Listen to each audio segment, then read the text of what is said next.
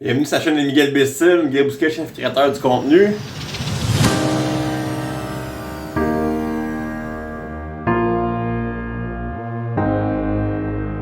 Rendu à la journée 84 de mon défi 365 jours de vlog quotidien. Fait que c'est ça, là, je fais un petit récapitulatif aujourd'hui. Depuis le début, la chaîne a accumulé 47 000 vues, 210 heures de visionnement, plus 73 abonnés. Yeah!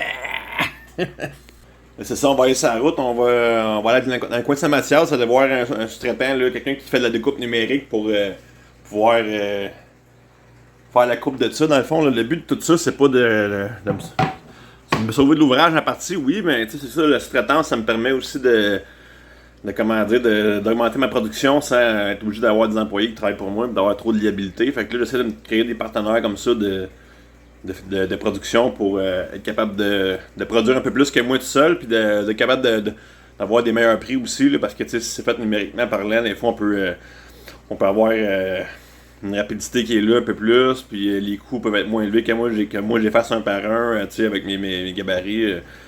Parce que c'est ça, là, lui c'est un principe de CNC dans le fond, là, c'est des coupes numériques par ordinateur là, avec un moteur qui vient couper de la pièce, puis après ça dans le fond, tu sauves beaucoup de temps, puis tu vas savoir si ça va être rentable. Là, parce que dans le fond, c'est ça, je fais mon produit, j'essaie de le mettre de trouver mon prix à ce produit-là, puis après ça, de le mettre en marché. Mais si mon prix est trop élevé, je pourrais pas le mettre en marché. Fait que ça fait partie des plans là, pour faire la mise en marché de ce produit-là. Fait qu'on s'en va voir ça.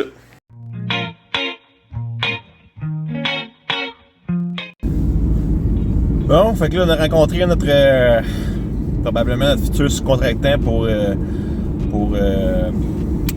le cabaret de camping, dans le fond, le cabaret de chaise de zéro gravité. Donc là, c'est ça, il va nous faire un modèle. Là, d'ici la semaine prochaine, on va avoir un modèle à MDF qu'il va faire pour qu'on puisse essayer le produit. Puis après ça, on va voir ce qu'il y en a pour ramener ça en production. Fait que, ça avance, c'est cool, je suis content.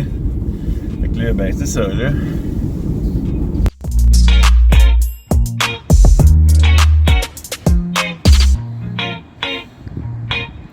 Fait que c'est ça, comme j'ai spécifié dans le fond matin, le but de la sous-traitance, c'est ça, c'est vraiment comme plusieurs points positifs à ça, c'est l'augmentation de production, la capacité de production. Tu peux augmenter ta capacité de production sans avoir engagé d'autres personnes, puis avoir, tu sais, mettons, si tu engages quelqu'un, c'est 12 mois par année, tu sais, c'est des frais qui sont plus élevés.